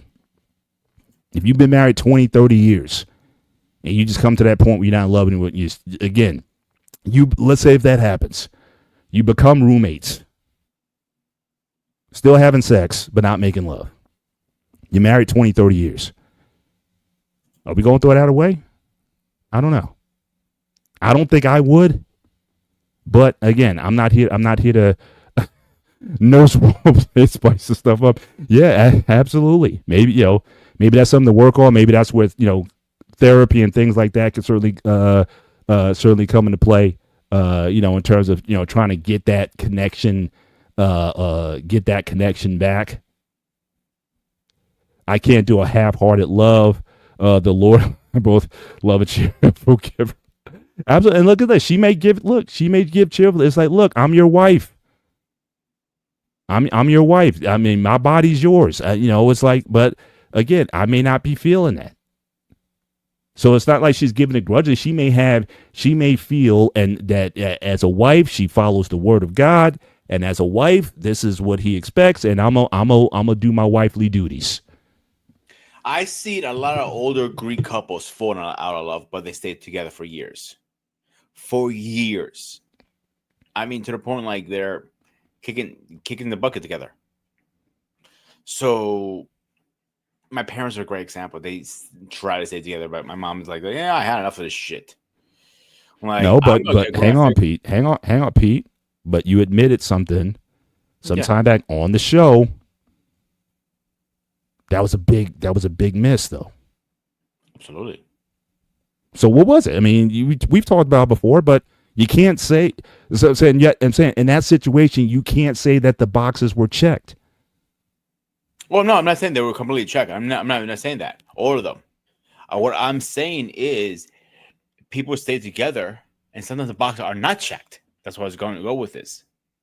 Right. Like my parents. Oh, you said right. BMU. Yeah. My parents, again, I'm going to go graphic, so I'm going to hit my warn button right here. Is my mother has admitted to me, and like she hasn't got laid since I was born. That's 40 fucking years of wow. Yeah, so that could have been a big issue. My dad admitted it to me. Like he cheated on my mom because he needed to get his pee-pee wet. And like he straight up talked to me. I'm like, I was like, that's you're talking about my mother in the other room. Like I was weird about that, and I'll talk to buddies of mine who are Greek too. He goes, that's normal their age. I'm like, what? I'm like, the older generation is normal. It was look, my parents never got divorced. They were separated. Basically, after I was born, my parents separated. And same thing with my wife's parents also. Back like that generation, like the D word, that was like a curse. Like it didn't mean you were staying together, but you never actually divorced the person. You were still married, at least the way they viewed it. Even though there was no contact, no intimacy, no anything. It was just like that was just something you didn't do. Even if you went and had other dalliances or you got another woman, had a family with another woman or something like that or whatever, it always came back that, you kind of stayed married. So to your point, I agree with you that you did have those older generations where, again, there was a lot of boxes that weren't checked. That didn't mean you stopped being a husband or a wife, at least on some level. But like I said, now the criteria has upped to where you must be in love to get married, and you must be in love continually or most of the time to stay married to someone or to be with. If you don't want to be married, fine. Don't because I know Chemical may yell at us again. So again, you're just an LTR, a long-term relationship. Mm-hmm. But it's like those things have to be there. And again, obviously, I think those things are certainly worthwhile. Val says to keep them. I mean, so again, you should certainly always, I'm not saying you should always work on and try to improve your relationship on a regular basis so that hopefully those things stay there. That love, being in love, stays there. You keep them. You do what you can to keep the spark going. But again, we all know people. How many videos have been shot in this space where we talk about people been married 30, 40 years, everything's good or whatever, but the spouse still decides to leave. They just wake up one day. In fact, I was just reading recently, this happened a few years ago. I think Beyonce Knowles' mom was married to this guy, this actor from one of the soap operas or whatever. She just kind of got up one day and was like, I don't want to be married anymore. That was it. There was nothing wrong with the guy. She had nothing bad to say about the guy, whatever, but I guess she wanted something else that I guess at some point may have stopped. And she was like, I don't want this anymore, so I'm done. So, again, you can't stop that. You can't stop that from happening. But I don't want us to think that, there aren't situations where people have found themselves in a situation, but for the good of everyone, I guess they decide to still stick it out. But is it worth it? The question is now. That's the question. Yeah. Do you think it's worth it, Paul? Because you've been married more than as long as anybody on this panel, except our Pan. You guys are the two OGs here right now on us. Now again, if the boxes are being checked, I probably would.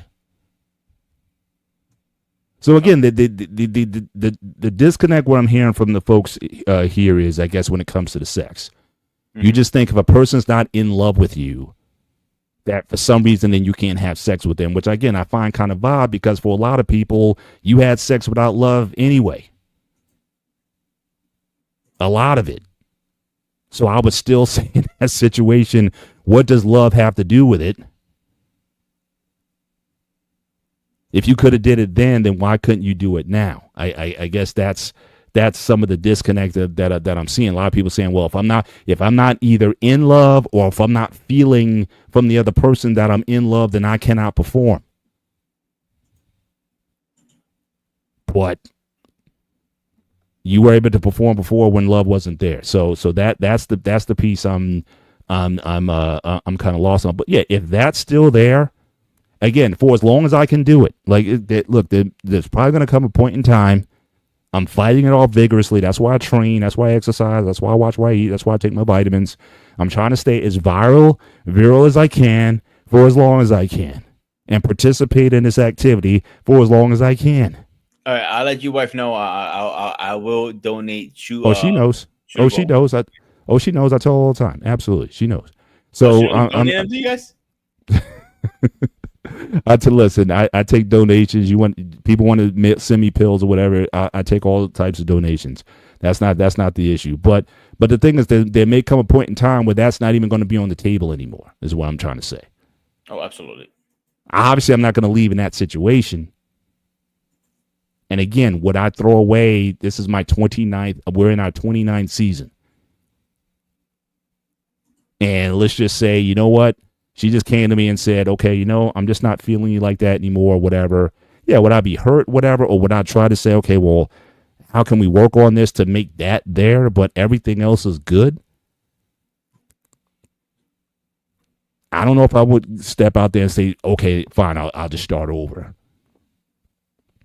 Now, again, if you think you're young enough to pull like that, you think you can get back into the market and find those things. And again, and a lot of women have done that. Left perfectly reasonable situations. Looking for the quote unquote high value man. What if the man you had was a good father, good provider, loyal, all that kind of stuff. That wasn't good for you. You decided to go somewhere and step out and do something else entirely. Are you better off? And now these ladies are 40 years old, 45 years old, had several chances at that, were in marriages. Now they're starting to feel their own mortality, and they're trying to get back in the game, and now they can't. Whereas the only option they may have is to reconcile with their husbands. And we've talked about this on your other show. There's been couples who've been apart for years, but have then gotten back together because they realized that whatever the issues were that were you considered to be big problems, it was simply a lack of immaturity at that particular time. And that in latter years you reconcile. But yeah, when you're in your 20s, whatever, yeah, stuff that you thought was important as you get older, as you get towards the end of your life, when you turn 50 plus, you know what, this isn't really important anymore. And now you be like, you know what, let's get back together. Now, again, it don't have to be the same situation. Yeah, you might sleep in separate rooms and then just have your occasional tryst every once in a while. Yeah, you may do that. But especially when you're in your senior years or whatnot, because, again, everybody out here is like this high-end 6-figure, 7-figure person or whatever. So it's like, fine, I'll hire nurses and whatnot to do that. But we all know that's not how it is for most people. You're better off together for the long term, unless you want to be like the Golden Girls and just live in a, commune somewhere. I do think there's a lot of relationships. Shout out to my man, Eric. You have a great night, sir. Thanks for being with us tonight. There's a lot of people would be better off. Kids are grown, so y'all don't have those stresses or whatnot. You haven't done anything. And again, that's the thing. I'm asking people. It's like, are you better off? So you guys have been together for 10 years. You're 10 pounds heavier, 10 years older. You're not winning out here, but you living alone. And you think that I'm better off. Well, no. Well, maybe you'd be better off if both of you might have did some stuff. Look, eat some humble pie, Admit that we were stubborn, we were wrong, and let's try to work something out and make these latter years better than the years before. And y'all just do old people stuff. 60 years old, 60-year-olds, you go on cruises, and you play shuffleboard, and you play bridge, or go to bingo night, and go to Denny's and get the Thursday special or whatever, the Jersey Diner. You do what old people do. And you'd probably be better off. But you thought that you could do better. And in the end, you didn't. You still wrong, but but your pride won't let you admit that you were wrong. And I think a lot of couples would do better if they would simply just humble themselves. We made some mistakes or whatever, but hey, let's make this thing work. Maybe not the same as it was before, but let's do something. I think a lot of people would be better off. I really do. But stubbornness is I think what kills a lot of people. I really do. Yeah, work it out. Absolutely. These people, you hear these stats about these nursing homes? The highest rates of STIs are in these nursing homes. These senior citizens are getting in it. I don't know if they're sneaking the blue pill in, the blue diamonds. I don't know what's in these nursing homes, but the rate of STIs in these nursing homes is crazy. So I'm saying, go back to that woman, go back to that man, and y'all make the best of your latter years. I don't want to blow this person's spot up, but I have to bring it up. We do have somebody on in our network that went through that. If you think about it, really, we went through somebody like that. No, that's right. Grand Slam, Denny's. That's right. Senior citizens, you get 20% off. Grand Slam breakfast at Denny's. That's what old people do. Absolutely. Listen, you go there with your breakfast, throw a Blue Chew in, and you finish for dessert. That's right. That's right. But I was all these people talking about they want to go out because network that got back with his wife after so many years. It happens. Yeah. Sometimes you mean separate to get back. Absolutely. I'm not saying that's always a great idea, but sometimes you have to separate to get back. So I don't know. Let's say catch-22. This whole situation is a catch-22. It depends on the situation. That is what. Hey, Pete, is that me or you? It's like we're breaking up. You're breaking up some. So I don't know if that's me or you. Can you hear me okay? I can hear you perfectly fine. Can you hear me now? Hang on, Pete, are you there? I'm here. Oh, no, awesome. Pete, try to go log out and come back in, but I'll keep the I'll keep the conversation going in a minute until you come back. Weird. But the people I've known been apart for a long time, and they just made their way back to each other because it's like we 50s in our 50s when they're 60 years old. It's not like I got a bunch of people out here just in my inbox. Nah, go back and like I said, make something of it. Make it work. And like I said, it don't have to be. Yeah, you're good now. Like I said, it don't have to be what it was, but it's better off than dying alone. I mean, I'm just of that. I'm just of that mindset now. Yeah, it's what you might have thought was important, finances especially. You wanted this, you wanted that. At the end of the day, it's like how am I going to pay for this insulin? You know what I'm saying? So so again, it might have been something material or some ambition, but you're gonna come to a point where what? I'm just trying to be at peace for the rest of my life here. Screw the ambition. It could be a combination of a lot of things. So we already talked about what ifs? Oh, how comes? What about scenarios like it was out of your control? You guys couldn't help it. Maybe your line of work took so much time away from being home, and her line of work took a lot of time from. Also, you guys are never home. You guys are on opposite schedules. Let's say she works nights and you work days, or vice versa. or you traveled a lot for work. Let's say you were a truck driver, for argument's sake. I'm using examples, of Mhm. course. Mhm. And she was stay at home, and that could cause falling out of love. Well, again, that could be a box checks then. Mm-hmm. Again, to me, stuff like that, that's a separate category. Clearly, again, if time, especially if, I don't know, whether you buy into 5 love languages or not, they say quality time is certainly one of the love languages, spending time with people. Some people are better off if they're apart for a while. You'll come together a couple days a week and whatnot, and the other one's on the road. Some people work better that way. Some people, you need time.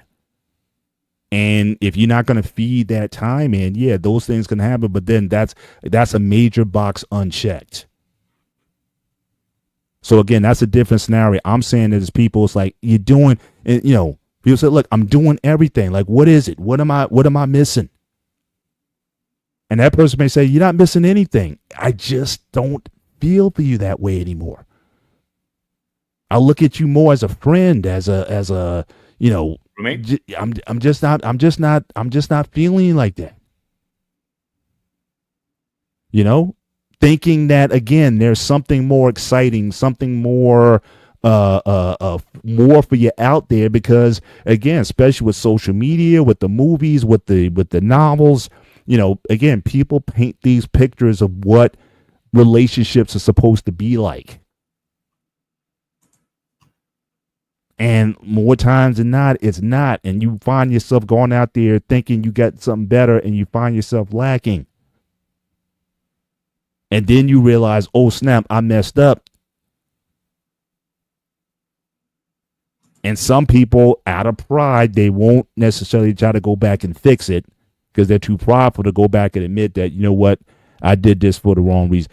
I remember reading, Judge Judy, who, I think she's retired now, but she talked about that with her. She married another judge, Shineland. And she, I think she said her dad died, and she was really close to her dad, and that put like a lot of stuff on the relationship and whatnot. And so she divorced her husband. But then she realized, it's like, oh, snap.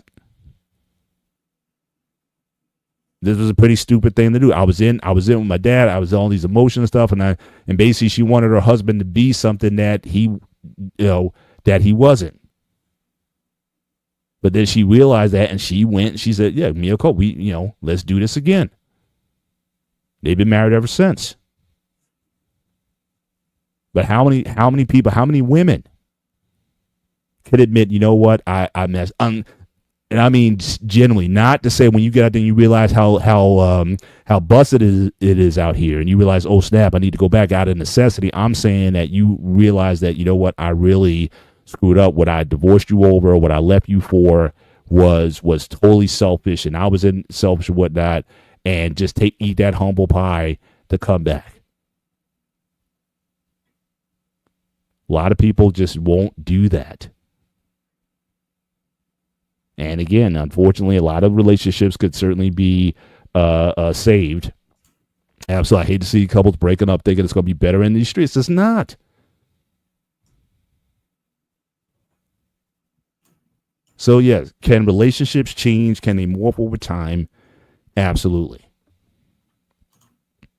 And in many ways, can it be stronger? I think it can be. But this in love thing, I just think it's a worthwhile goal. No question about it. And me, I'm an acts of service person anyway. And in terms of my love language, I don't have to be told how much by my wife, how much she loves me, and I don't need love notes, and I don't need all this stuff that comes with it or whatever. Me, acts of service. Put the work in. What I need, be what I need you to be for me. Don't go off of what you read in a book about, well, this is how you keep your husband. You want to know how to keep this husband? Simply talk to me, and I'll tell you exactly what I need to keep me. And leave everything else. So, I mean, that's really it for me. So yeah, I'm staying. Long story short, I'm staying.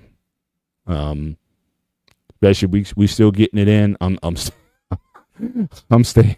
I'm still getting my back rubs. I'm staying. So, I'm staying. It's a bad fucking joke, but I don't care. I can see even a nursing home in memory care. Come on, baby. Come on. Come here. I got to bleach you. Look, if it's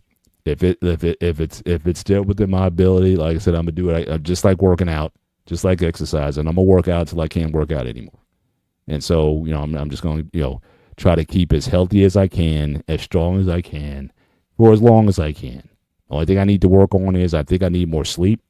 I haven't gotten a ton of sleep over the past few weeks, so I definitely need to make some changes to make sure that I get more sleep, because that's the ultimate growth hormones, everything that resets everything. So your sex, your strength levels, muscle recovery, and everything, sleep. And I certainly need to prioritize that more. And there is some actual natural stuff you can eat, like bananas and so on and stuff like that, to keep your There's all kinds of. It's not about falling asleep. I'm just so busy a lot of times. Like I'm going to bed like at 2-3 in the morning a lot of times, because again, either work, like I may get off a show and then I got to I'm logging on to work because I got some things I got to do, because I got a team over in another part of the world that I got to communicate with and whatnot. So trying to make some changes where I can get caught up on, and everyone's always asking me to do something.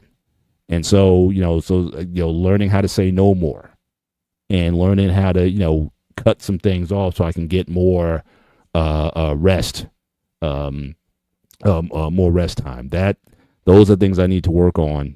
Diet's pretty good. Weight straining, no one, certainly I put the work in there.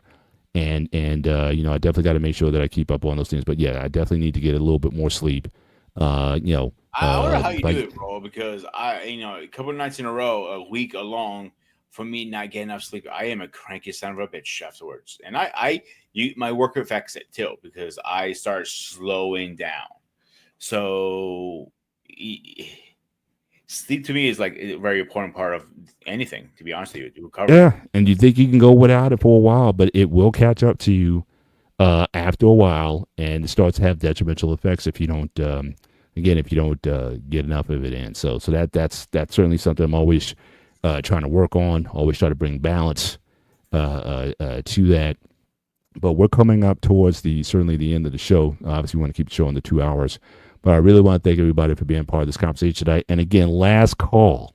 So again, if you haven't dropped a meme or caption for this photo, I would love for folks to drop your caption for this particular photo. Brother doesn't look too happy here. His girl looks happy. I mean, she's all. I mean, that's that body to body stuff. She got the boobies on his chest and all that. That's usually But him, he'd rather be somewhere else. I'm like, give me the boobies, man. But certainly, certainly want to appreciate everybody who was part of this conversation. Again, I respect everybody's opinion when it comes to that. That being in love certainly is an important part of what keeps your relationships together. And I'm certainly not here to certainly to judge that. But certainly, to expect that all the time, or to stay in that state of that kind of relationships, certainly morph into something more platonic, but still you're getting most of what you want out of it. Is it worth it to think that you can go out there and get something else that's going to be better than what you have? That is the question. And I would hope that people, before you make hasty decisions, that you really take that perspective to really recognize what you have. And I think that's a part of it as well. People don't necessarily appreciate what they have until they don't have it. And again, but they're too prideful to go back to it. And again, social media and all these other sources and girlfriends will tell you, well, girl, if he ain't doing it for you like that, you need to go somewhere else. Or the guy's telling you that, hey, man, you need to get, to go elsewhere, or go that side piece out. Yeah, go get that side piece. So again, other people putting ideas into your head in terms of what you need to be doing when it comes to your relationship. And the crazy thing about it, a lot of people who give me advice, they're not even in a relationship either. A lot of those women telling you to leave your man, they don't have men themselves. But they're going to tell you, oh, girl, you need to go and get something else. What's your track record? To be telling me to leave my husband. Or guys, Probably vice pretty versa. bad. Yeah. And probably, so again, sometimes the sisterhood can be a real detriment to married women.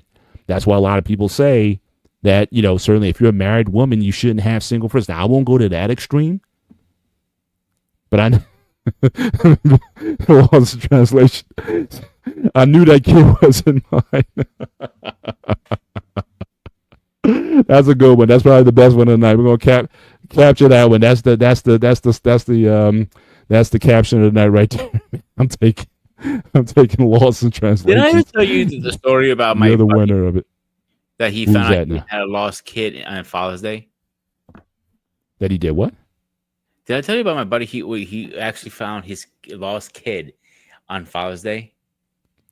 His lost kid on Yeah. Father's Day. Oh, So- no, I don't think so. So he was deployed a lot. So after deployment, you know, after 20 years, he was done. You know, he goes, and I was hanging out. He was a lot older than me. The joke between the old military guys, like, I'm scared I'm gonna get a knock on Father's Day, like, Dada. And I'm like, yeah. So I'm like, dude, the chance of that happens 1 to 1,000,000. So this is Father's Day. I get a knock on the door. I'm like, who the fuck is banging at his fucking door? He goes, Pete, do me a favor. I'm cooking. Can you go get the door? I'm like, be your door. Like, do I get another beer? He goes, get the fucking door, idiot. I'm like, yeah, I get the door. I goes, are you so and so? Like, nope, not him. He's in the back. Who are you? I'm his son. Like, oh shit, this is gonna be funny as fuck. Wow. I go, your wife is going to be pissed. So I go up to him like, you're not gonna believe it. Because your worst nightmare came true. He goes, what do you mean? Your son's out there. Funny, Pete. Good one. We joke about this every year. This is not gonna happen. I know I joke around like, oh no, it's really fucking happening. Like, stop playing, Pete. I'm like, oh, it's really fucking happening, dude. I'm not fucking with you. He goes like, oh crap. He goes, which one was this one? He goes, oh fuck. That's the last thing you want to say to the kid when you first meet your son after 20-something years. I think the kid was like, I think his kid was that kid was at least 21, 22.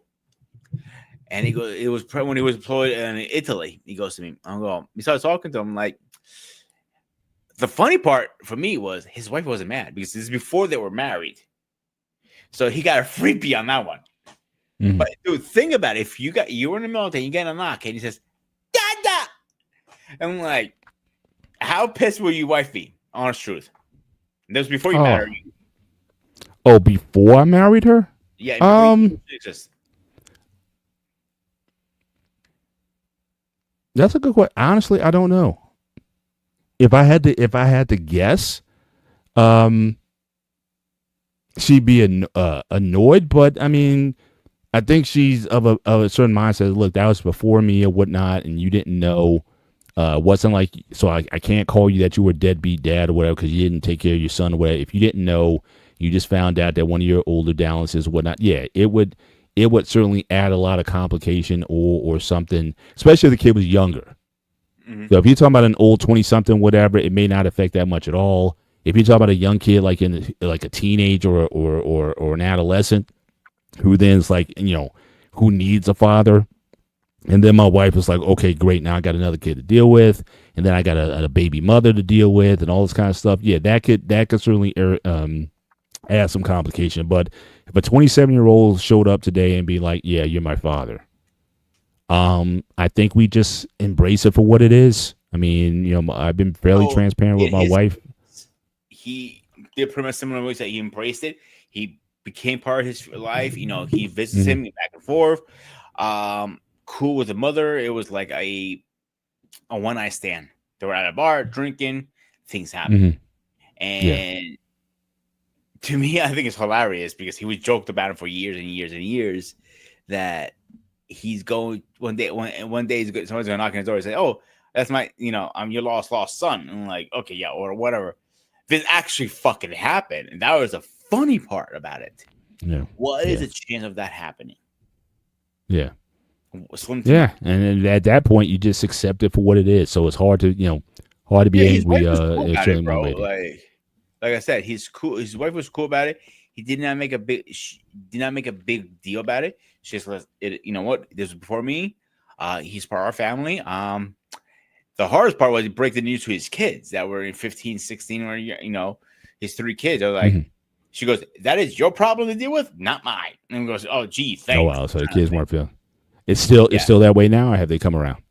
Oh, they come around now. It was okay. At first, like, why is this guy sleeping in our house, eating our food? Why are you paying child support? And he goes like, he felt bad. He wasn't in his life. He's just trying to help whatever a little bit he can now. You know what I'm saying? Mm-hmm. Yeah. He lives in overseas. Yeah. See, something like that. Yeah. If I got child support now to start paying, yeah, my wife's not gonna be happy. Because again, now you're affecting her bag. Yeah. So if it's just a matter of, okay, well, this is a new person, yeah, you probably want to try to build a relationship with them or whatever. She probably encouraged me to do so. But as long as it doesn't affect her peace, then yeah, I think we just deal with it. In his case, it was more. It wasn't. He didn't have to pay child support because he's old enough. He felt like he needed help a little bit with the school because he was still in college. Right. So he helped a little bit here, like maybe like a couple $100 there for the semester. Got some books or something. Yeah, I got yes, any little thing, and he was appreciated. Like they sent him packages with clothes and stuff like that. She was open arms with him. You know what I'm saying? So that was like one of those rare occasions it worked out in his case. But some other cases, I know some women going, "Come here, bastard." Yeah. Well, hopefully I'll never have to deal with that. But again, we're coming up towards the end of the show, so we'll go into our final comments. Again, I want to thank everybody for being with us tonight. Again, make sure that you hit the subscribe button. As I said, certainly consider becoming a member of both the Black Man Unfiltered Network and the Sparta HQ Network. Certainly, if you consider dropping a Cash App, certainly to the Black Man Unfiltered Network via the Super Chat. And also for us, certainly if you enjoy the content that myself and Peter will be giving to you every Sunday, consider dropping personally any cash apps that you give us. Certainly, we would certainly appreciate that. But final thoughts here. Again, I'm only going to go with the specific question that if all of the boxes, or at least the important boxes are checked,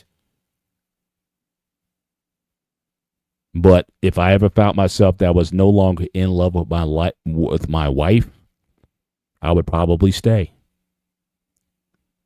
And likewise, I would hope that she would stay. And we'll just keep this thing going. The relationship may change. It may be different. Or at best, maybe it gives us something to work on and say, okay, if some of the in-love stuff was gone, is it still possible for us to capture some of that back? So I would certainly still work for that. But yeah, man, I'm staying in. It's ride or die, and the vows didn't say until I stopped being in love anymore. Mm-hmm. I still love my wife. I give love to my wife, and I just pray I get that. I give love back, but I honor my vows, and I keep this thing moving. So, you get the last word, Pete, as we close out. Before you make a has decision, a rational decision, or crazy decision, sit down, talk about it. Make sure it is a right decision, because you can blow the biggest chance out of all. And take a minute, take a day, take a week, take a month. Think about a decision before you act on it. Because once you act on it, it's gone. Indeed. Well, again, this has been a very interesting. So, and again, stay tuned for more shows where we kind of talk about this kind of content. Certainly we'll try. We'll try. Yeah, very subjective show tonight. Yeah, absolutely. But we're gonna have more shows like this coming up in the near future, where we deal again more personal, more points of view versus necessarily global views. But we'll try to certainly insert that in. And again, I talked about other cultures and how they handle mistresses and the like. But certainly, we like to have these kind of conversations going forward again in a respectful manner. And certainly, we hope that you join us. I see BMU poked his head in here tonight. Anything to say, Show? We got a couple minutes left before we hit the 2-hour mark. So I know you like us to end in a timely manner. But anything you were trying to sneak in before we end tonight, sir? Are you good? Okay, awesome. All right, so we'll end the show right there. So again, we always have this young lady always popping her head in. You know who I'm talking about, So next time we have an open panel, I expect you to come up, young lady. Yeah, we keep asking, but we'll keep poking. Maybe one day we'll get lucky. On her ass, so she comes up. I'll keep asking. I keep bugging her. Simple. There you go. All right, for everyone, enjoy your week. For myself, Mr. Bennett, he is. This is Sparta! The Ghost of Sparta. Take care. God bless, and we'll see you next time. Good night.